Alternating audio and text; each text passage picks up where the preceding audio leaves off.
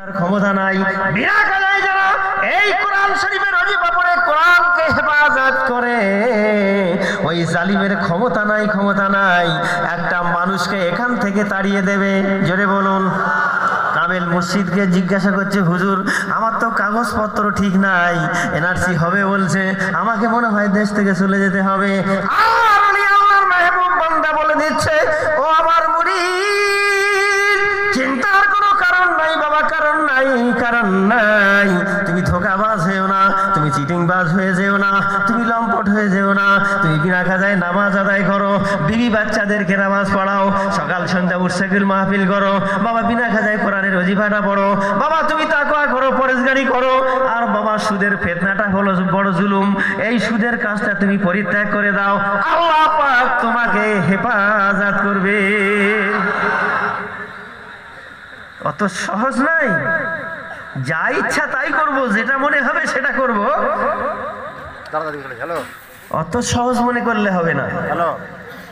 এই দরবারটা হলো একটা মানুষকে, জমন্দরের মানুষ হোক, যত নিকৃষ্ট হোক, এ দরবারে যখন সে যাবে, কামেল ওলি আল্লাহ যারা হবে, নেককার যারা হবে, মুমিন যারা হবে, মুসলমান যারা হবে, জামানার মুজাদ্দিদ যারা হবে, তাদের একটাই লক্ষ্য হবে পথ ভোলা, পথহারা, নাজায়েজ কাজ করনেওয়ালা, গোমরাহি রাস্তা যা ধরনেওয়ালা, এই সমস্ত মানুষগুলোকে ডেকে সঠিক রাস্তার উপরে তার গাড়িটাকে পরিচালিত করিয়ে দেওয়াই হবে প্রকৃত আল্লাহ ওয়ালার কাজ। বলুন সুবহানাল্লাহ। আর বিনিময় এটা পরে বলবো, আল্লাহ যদি তৌফিক দেন, বলুন সুবহানাল্লাহ, আল্লাহ যদি তৌফিক দেন। হযরতে জিবরিল আমিন আলাইহিস সালাতু ওয়াস সালামকে বলছে, তুমি ওই চন্দ্রটা যদি আবার উদয় হয় তুমি চিনতে পারবে? বলছি, ইয়া রাসূলুল্লাহ, হ্যাঁ চিনতে পারবে ইনশাআল্লাহ। আমার ভাইজানেরা, বিশ্বনবী আমার পাগড়িটা তার এরকম করে মাথার পাগড়িটা পাক ধরেছেন এক হাত দিয়ে, আর জিবরিল আমিনকে বলছে, যাও। কোথায় যাওয়া হবে? আর সে আজমের নিচে চলে যাও, গিয়ে একটা বার দেখে এসো ওই চন্দ্রটা উদয় হয়েছে নাকি। জোরে বলুন। জিবরিল আমিনকে এত শক্তি দেয়া ছিল, এত পাওয়ার তার দেয়া ছিল ভাইজান, এই পৃথিবীর জমিনে একবার ঝটকা মারবে আর সে আজিমে চলে যাবে। জোরে বলুন। জিবরিল আমিন চলে গেলেন, আর সে আজিমের নিচে গিয়ে দেখছেন বিশ্ব নবীকে জমিনে দাঁড়িয়ে পাখরির পাকটা যেমন ধরে দাঁড়িয়েছিল, আর সে আজিমের নিচে গিয়ে জিবরিল আমিন আলাইহিস সালাতু সালাম দেখছে ওই চন্দ্রের মধ্যে দয়ার নবীর ছবি দেখা যায়। বিশ্ব নবী আমার পাখরির পাক মোবারকটা ধরে দাঁড়িয়ে আছে। জিবরিল আমিন একটু চোখে হাত বোলালেন, কি ভুল দেখছি নাকি, চোখে হাত বোলালেন, সঙ্গে সঙ্গে জমিনে চলে আসলেন, এসে দেখতে সেই একই অবস্থা। আবার আর সে আজিমে গেলেন, দেখতে সেই চন্দ্রের মধ্যে একই অবস্থা। আবার জমিনের মধ্যে নেমে আসলেন, আবার দেখছে একই অবস্থা। এরকম করে জিবরাইল আমিন পরীক্ষা করার জন্য একবার দুবার নয়, কয়েকবার এমনি করে আসমান আর জমিন আনা জানা করতে করতে হযরত জিবরিল আমিন একেবারে কি হলো, তার শরীর দিয়ে ঘাম বেরিয়ে গেল এবং বোকার মতো বিশ্ব নবীর সামনে দাঁড়িয়ে গেল, মাথাটা নত করে। জোরে বলুন। আল্লাহ রাসূল জিজ্ঞাসা করছে, ভাই জিবরাইল? জিবরাইল আর কথা বলে না, বলুন সুবহানাল্লাহ।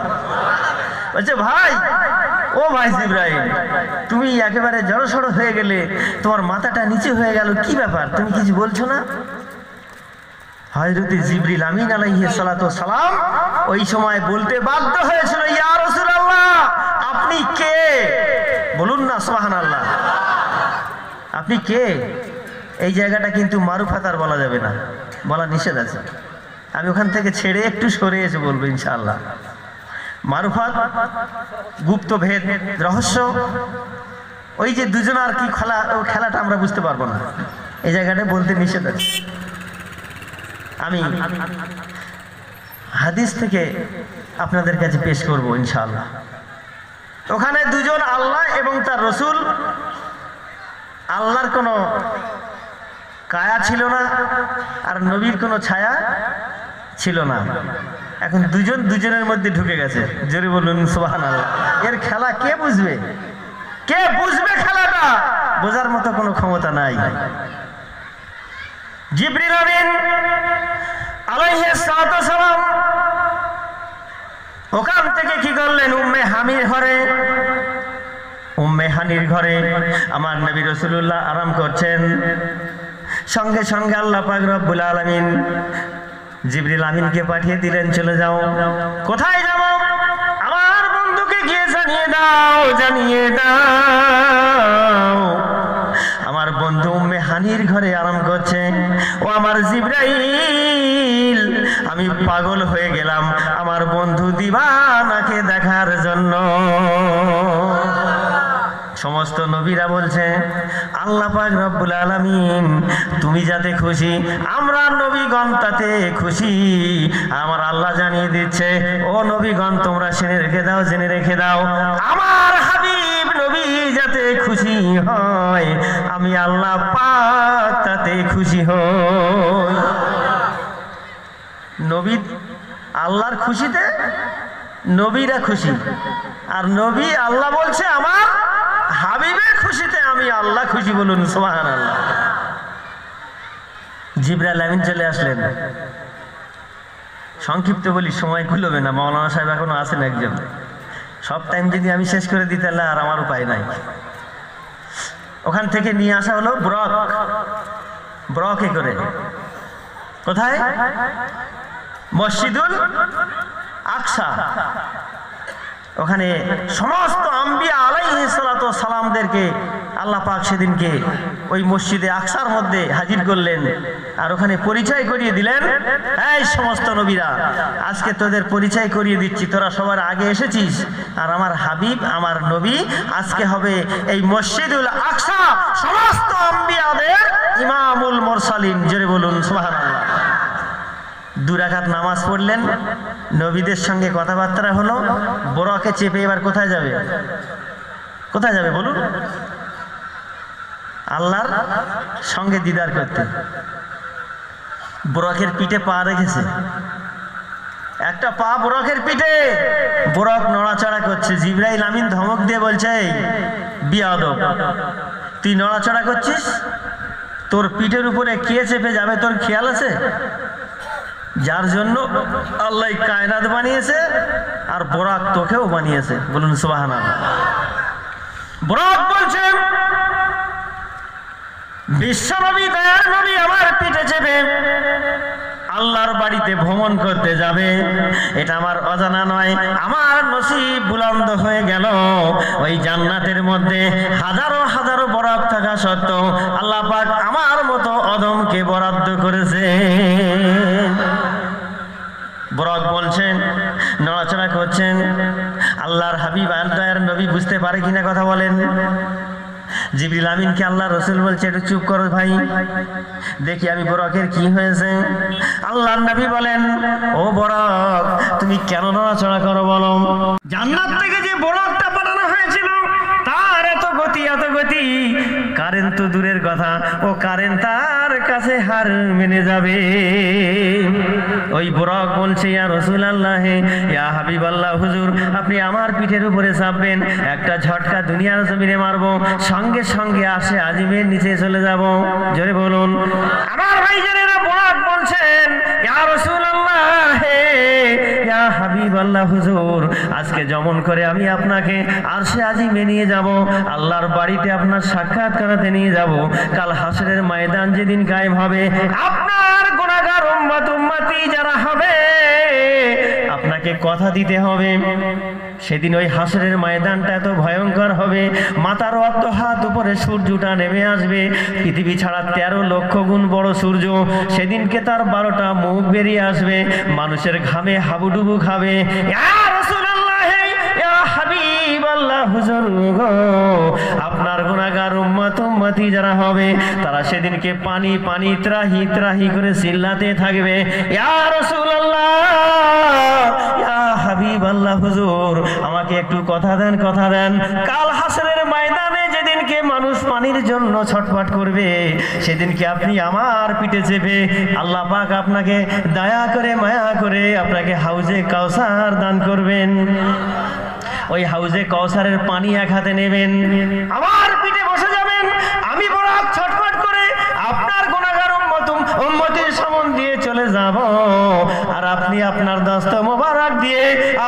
গুনাহগার উম্মতদের পানি পান করাবেন কিনা একটু ওয়াদা করেন। সুবহানাল্লাহ। পানি কারো দরকার নাই তো, যদি না থাকে তাহলে কিছু বলার দরকার নাই, পানি খেয়ে যাবেন বেশি করে, অত সহজ মনে করবেন না। রসুলের হাতের পানি যদি নসিব করতে হয় তো কামেল মুর্শিদের দরবারে গিয়ে হাঁটু গেড়ে পড়ে থাকতে হবে। আর মুর্শিদ বলে দিচ্ছে সব সময় দরুদ শরীফ পড়, ওই রসুলের সঙ্গে এমন একটা কানেকশন তোর হয়ে যাবে, ও রসুল তোকে না নিয়ে জান্নাতে যাবে না। আর সব বলে কিনা এই দরুদ শরীফ কোথায় পেয়েছে, দরুদ কি হয়, তারা আগেও দরুদ পড়ে না, পরেও পড়ে না, নামাজেও পড়ে না, যখন খেয়াল খুশি মজলিস হলো একটু হাঁপুই জোড়া করে ব্যাস শেষ। আর হাক্কানি দরবার সত্যের সংগঠন, জোরে বলুন সুবহানাল্লাহ। এই সত্যের সংগঠন থেকে হক সত্য কথাগুলো তাম পৃথিবীর মানুষের কর্ণকুহরে পৌঁছে দেওয়া হয়। মানলে তার লাভ আর না মানলে তার ক্ষতি। আমার মুর্শিদের কিছু হবে না, আমার রসুলের কিছু আসবে না, আমার আল্লাহর কিছু বিগড়ে যাবে না। যাবে নাকি? মানলে কার লাভ? আমাদের লাভ, আর না মানলে আমাদের লস। আমার ভাই জানেন, হযরতে জিবরিল আমিন এবার হাক্কানি দরুদ শরীফ পড়েন। আল্লাহুম্মা সাল্লি সাল্লিম বারিক আলা আবদিকা রাসূলিকা রাহমাতাল লিল আলামিন শাফিউল মুজনিবিন সাইয়্যিদিনা মাওলানা নবিয়ানা মুহাম্মাদিন ওয়া আলা আলিহি ولبيته أولاده وذرياته وأزواجه وصحبه أوليائه أمته أجمعين كما صليت وسلمت وباركت ورحمت على سيدنا إبراهيم وعلى آل سيدنا إبراهيم إنك حميد مجيد। আল্লাহর রাসূল আল্লাহর হাবিব বলছে, বরক আমি 3 দিন মদিনা ছেড়ে চলে গিয়েছিলাম। কোথায়? একটা গুহার মধ্যে পড়ে সেজদায় পড়ে 3 দিন ধরে আমি শুধু আমার গুনাহগার উম্মতের বোঝাগুলো মাথায় নিয়ে আমি আল্লাহর দরবারে ফরিয়াদ করছিলাম, আল্লাহ আমার উম্মত সব গুনাহগার, আল্লাহ আমার জীবন জিন্দেগির বিনিময়ে আমার উম্মতের গুনাহ খাতা তুমি মাফ করে দাও। 3 দিন মদিনায় মানুষ যখন আমাকে খুঁজে পেল না, সব পাগল দিওয়ানা হয়ে গেল। ছোট ছোট শিশু মাসুম বাচ্চা, তারাও তার মায়ের স্তনের দুধ পান করে না, তাদের তো জ্ঞান নাই, তারা তো শিশু। যখন মা তাকে খাওয়ায় ওই শিশুটা তখন খায়, মা যখন শুইয়ে রেখে দেয় ও তখন চুপ করে শুয়ে থাকে। কোনো ক্ষমতা আছে নাকি? না, কোনো ক্ষমতা নাই। এরকম শিশুর মধ্যে আল্লাহ কি কুদরতি ক্ষমতা দিয়েছে। ওই শিশু বাচ্চা বিশ্ব নবীর মহব্বতে সে তার মায়ের দুধ পান করে না। আল্লাহর নবী আল্লাহর হাবিব বলছে, ও বরক তুমি আমার উম্মতকে এত ভালোবাসো, জোরে বলুন আমার উম্মতকে তুমি যে এত ভালোবাসো এটা আমার জানা ছিল না বরক। তবে আমি ওয়াদা করলাম হাসরের ময়দানে আমি তোমার পিঠে চেপে আমার গুনাহগার উম্মতিকে আমি হাউজে কাউসারের পানি পান করাবো।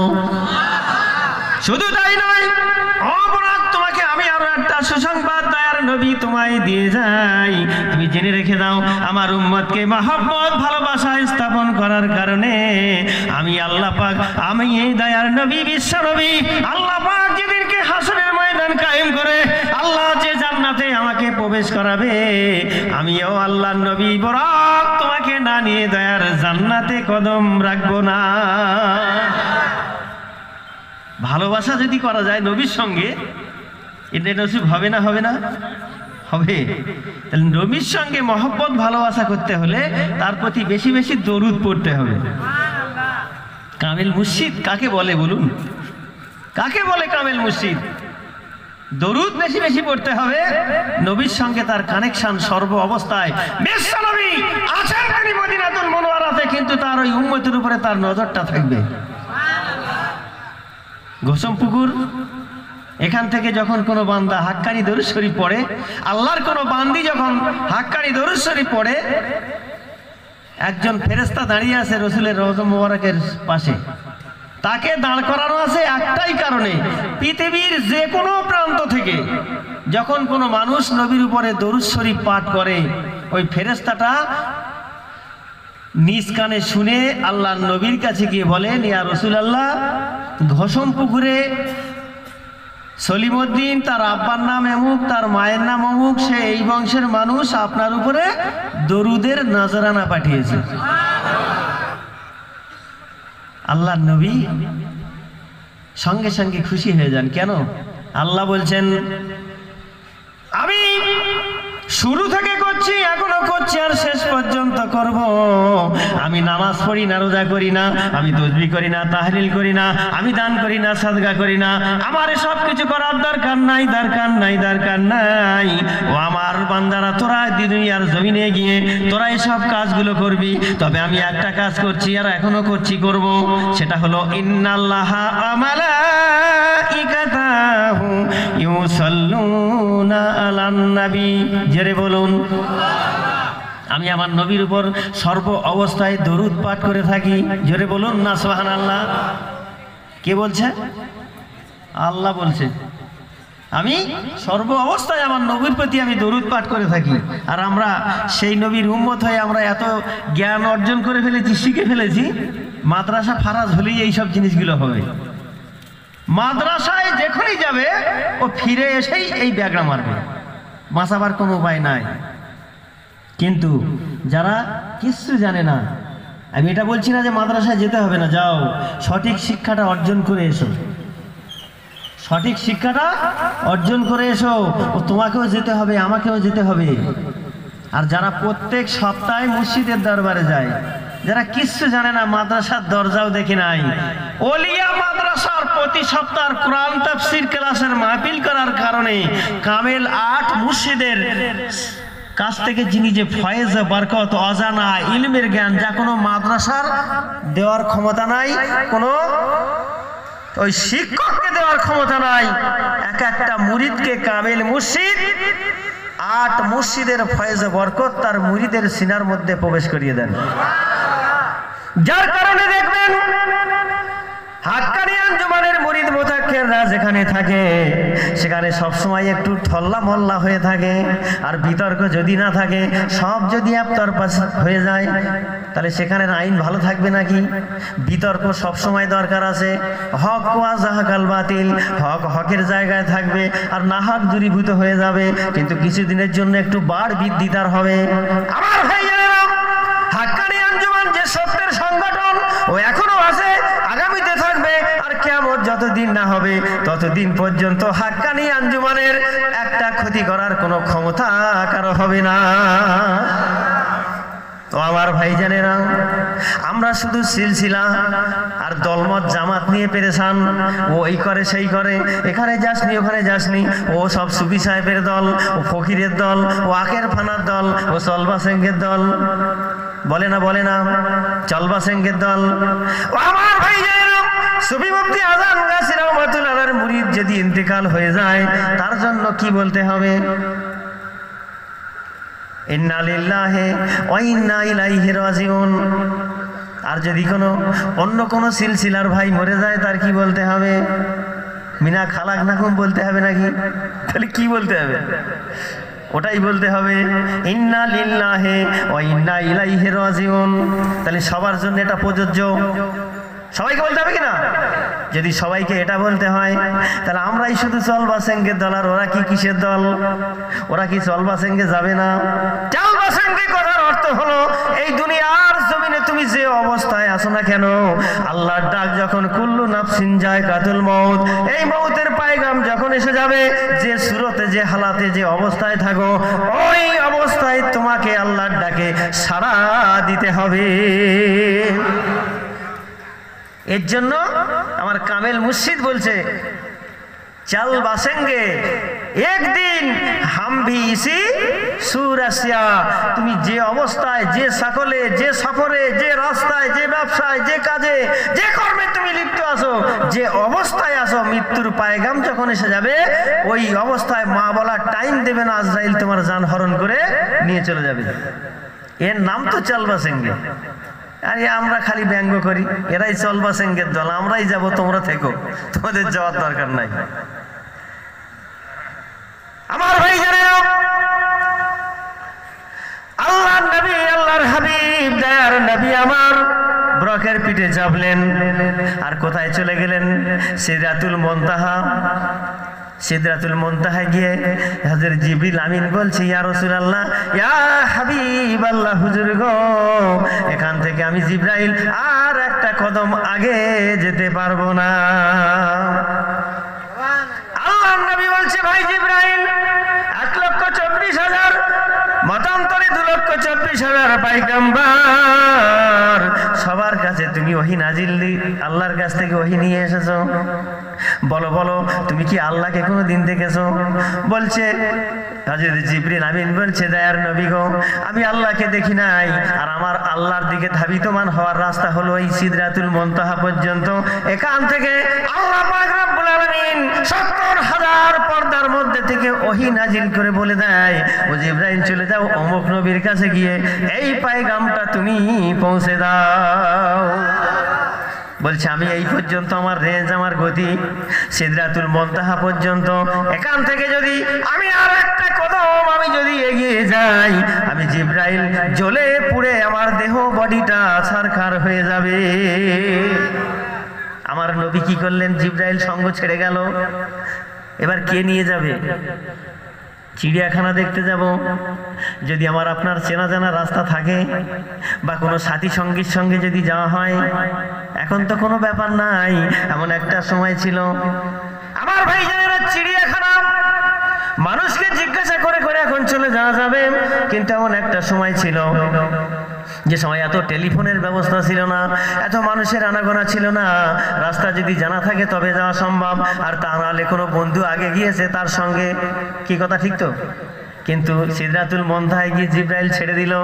আমার নবী ওখান থেকে কয়েক হাজার মাইল রাস্তা, আর সে মহল্লা, আমার দয়ার নবী একাই সেখানে চলে গেলেন। তার কোনো সাথী দরকার হলো না। আল্লাহ পাক রব্বুল আলামিন পাগল দিওয়ানা মাস্ত হয়ে আর সে মহল্লার দরজার মুখে দাঁড়িয়ে আছেন। আল্লাহর নবী চলে গেলেন, গিয়ে এবার জুতো মোবারকটা খুলছে, আল্লাহর আরশে আজিমে ঢুকবে, জুতোটা খুলছেন। আল্লাহ পাক রব্বুল আলামিন বলে, ও আমার হাবিব, ও আমার নবী রাসূলুল্লাহ, তুমি তো আমার হাবিব নাও, হাবিবি নাও, হাবিবি নাও, তুমি হলো আমার জিগরি দোস্ত। আয় আমার বন্ধু, ওই যে জুতো তুমি খুলছো, 1 সেকেন্ড কিংবা 2 সেকেন্ড যদি সময় লাগে, ওই 1 থেকে 2 সেকেন্ডের সময় আমি আল্লাহ তোমায় দিতে পারবো না তোমার সঙ্গে প্রেম নিবেদন করার জন্য। তোমার মহব্বত, তোমার ভালোবাসা আমার অন্তরটা এত ঘুরে ঘুরে খায়। ও আমার হাবিব দয়ার নবী, জুতাটা পরে চলে এসো, চলে এসো। দুনিয়ার মানুষ কোটি কোটি টাকা খরচ করে বাড়ি বানায়, কোটি কোটি টাকা খরচ করে ঘর বাড়ি বানায়, কোরআন খতম করে, উর্সে কুল মজলিস দেয়, জলসা জুলুস করে, হুজুরকে ডেকে পড়িয়ে দেয়, এরপর গৃহ প্রবেশ করে। আল্লাহ পাক রব্বুল আলামিন বলেন, আমার হাবিবি রে, আমি যে আরশেটা বানিয়েছি, এই আরশের মধ্যে আমি আল্লাহ থাকি, কিন্তু আমার এই ঘরটা এখনো উদ্বোধন করা হলো না। জোরে বলুন, আমার উদ্বোধন করা হলো না, হলো না। আমার হাবিব, তোমার পায়ে যে জুতো মোবারকটা আছে, ওই জুতোটা পরে চলে এসো। তোমার জুতোর তলায় যে ধুলোগুলো আছে, ওই ধুলা দিয়ে আজকে আমার আরশে মহল্লাটা উদ্বোধন করব। কি নবীর উম্মত আমরা, একটু চিন্তা করে দেখি, হ্যাঁ, কত রকমের মশলা ফিট হচ্ছে নবীকে নিয়ে। আমার ভাইজানেরা, এই নবীর মর্যাদার সামান্যতম যদি তার মান, তার শানের যদি কোনো হানি হয়, বিশ্বের মুসলমান মার খাবে, বাঁচাবার মতো কোনো ক্ষমতা কারো হবে না। নবীর মান ও শান আল্লাহ নিজেই বলছে, আমি আমার নবীর মান ও শানকে আমি নিজে আল্লাহ বুলন্দ করে দিলাম। জোরে বলুন সুবহানাল্লাহ। সেই মান ও শান আল্লাহ যে বাড়িয়ে দিচ্ছে, আর আমরা যখন তার মান ও শানের উপরে দাগ কাটবো, বিশ্বের মুসলমান মার খাবে, বাঁচাবার ক্ষমতা কারো হবে না। এই জন্য আমি আপনাদের কাছে করজোরে কথাটা বলে যাই, যে সিলসিলা করেন আমার কোনো আপত্তি নাই, আপনি সেখানেই থাকবেন। আমার দরবারে, আমার মসজিদের দরবারে গিয়ে ভিড় করার কোনো দরকার নাই। আপনি যেখানে আছেন সেখানে থাকেন। রিডাকশন ক্যাম্পে গিয়ে ভরে দেবে, এই ভয়ে আমরা কাগজ ঠিক করছি। মরণের পর যে জায়গাটা, ওই রিডাকশন ক্যাম্পের চিন্তা কোনোদিন হয়েছে কি যে আমাকে বিনা কাজায় নামাজ পড়তে হবে, নাহলে মার খেতে হবে? বিনা কাজায় যদি আমি নামাজ না পড়ি, এই কোরআনের হক প্রত্যেক দিন সাধারণ মানুষকে 100 আয়াত করে পড়তে হবে, তাকওয়া করতে হবে, পরেশগারি করতে হবে, সুদমুক্ত জীবন তৈরি করতে হবে। যে পুরুষ একবার সুদ খেলো, সে তার গর্ভধারিণী মায়ের সঙ্গে 36 বার জেনা করার গুনাহ করলো, কাবাগিরি। হে বলুন নাউজুবিল্লাহ। আর এখন তো ঘোষম পুকুরে মাশাআল্লাহ সবাই ভালো আছে, কোনো সাহারা বন্ধ এলআইসি নাই, আছে নাকি? আমার দক্ষিণ 24 পরগনায় সব ভরে গেছে। আপনার এলাকায় আছে নাকি? 95? তাহলে তো খুব কম আছে, এটা সেঞ্চুরি হয়ে গেলেই ভালো হবে নাকি? আমার ভাই যারা শুনে রেখে দেন, আমার মা বোনেরা, পর্দা নশিনী মা বোনেরা, তোমরা বড় ডিজিটাল হয়ে গেছো। স্বামী 5 ওয়াক্তের নামাজ পড়ে জামাতের সঙ্গে ইমাম সাহেবের পেছনে, সে সুন্নতি লেবাস পরিধান করে। নামাজ পড়ার পর এখন ঘরের ভিতটা দেওয়া হয়েছে, গাঁথনিটা কোনো রকম লিন্টন পর্যন্ত হলো, আর লিন্টন করা যাচ্ছে না, মাল শেষ হয়ে গেছে। এখন রাতের বেলা বিবি সাহেবাকে বলছো, আমার বিবি, ওই পাশের বাড়িতে সোমবারে করে একজন ব্যক্তি আসে, তুমি ওর সঙ্গে হাতটা মিলিয়ে ওই 5 বছরের জন্য বন্ধক থাকো, আর আমি কিছু টাকা নিয়ে ঘরের লিন্টনটা দিই। এরম আছে না নাই? 5 বছরে বন্ধক থাকো। ও আমার ভাইয়েরা বলুন, বন্ধকে মাল হারাম না হালাল? হারাম। সোনা বন্ধক দিয়ে হারাম না হালাল? হারাম। আর বিবি বন্ধক দিয়ে দিলাম, ওটাও কি হারাম না হালাল? হারাম। আর সেই বিবির সঙ্গে সংসার করব, রাত যাপন করব, সন্তান হবে, ওই সন্তানগুলো কি হবে? আপনারা জ্ঞানী মানুষ বলেন। ও আমার ভাই জানেরা, আমরা তো সাধারণ মানুষ, আমাদের তো কোনো জ্ঞান নাই, আকাল নাই। যারা আলেম বলে পরিচয় দেয়, নায়েবে নবী বলে পরিচয় দেয়, ওরাসাতুল আম্বিয়া বলে পরিচয় দেয়, গাছের পাতা ঝরিয়ে চলে যায়। এরকম আলেমদের দায়িত্ব কি? জাহেল দিগকে শিক্ষা দেওয়া, সঠিক কথাটা বলে দেওয়া। আল্লাহর নবীর দরবারে 2 জন সাহাবী এসে জিজ্ঞাসা করছে, ইয়া রাসূলুল্লাহ, ইয়া হাবিবাল্লাহ, হুজুর গো, পৃথিবীর বুকে সব থেকে ভালো মানুষ কারা? আল্লাহর নবী বলছে, আল উলামা ওয়ারাসাতুল আম্বিয়া। জোরে বলুন সুবহানাল্লাহ। আল্লাহর নবী বলছে আলেমরা ভালো। সাহাবীরা জিজ্ঞাসা করছে, হুজুর খারাপ কারা? আল্লাহর নবীর মনটা বড় খারাপ হয়ে গেল, খারাপ হয়ে গেল। বলছো, আমার সাহাবীরা ভালোর প্রশ্ন করলে, কিন্তু খারাপের প্রশ্ন না করলেই ভালো হতো।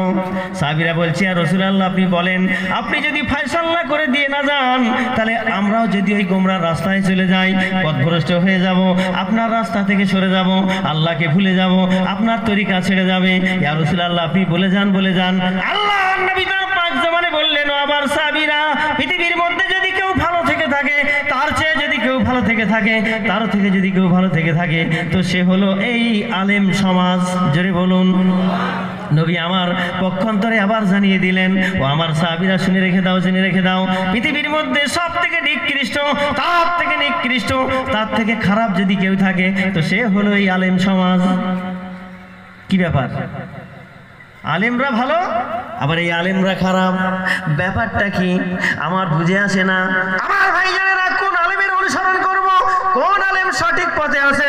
ও আমার ভাইজানেরা, সারা রাত ধরে জলসা কায়েম হলো, গাছের পাতা সব শুইয়ে দিয়ে গেল, কিন্তু একটা নামাজি হলো না।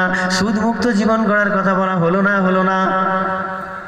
কামেল মসজিদ বলছে, বাবা যেখানে যাবে সুদের কথা বলতে হবে। ও যত নামাজ পড়ুক আর রোজা করুক, আর ধনুকের মতো বেঁকে যাক, আর কপালে ঠোসা পড়ে যাক, ও যদি সুদমুক্ত জীবন করতে না পারে, ওর যদি ওই সুদ খাওয়া অবস্থায় মৌত হয়ে যায়, ও আল্লাহ রসুলের সঙ্গে যুদ্ধের ঘোষণা নিয়ে চলে গেল। যুদ্ধ করবে এমন কোন বান্দা আছে পৃথিবীতে যে আল্লাহ তার রসুলের সঙ্গে যুদ্ধ করবে? আমার ভাই জানেন, নবী আমার বললেন আলেমরা ভালো, আবার নবী পরক্ষণে বললেন আলেমরা খারাপ।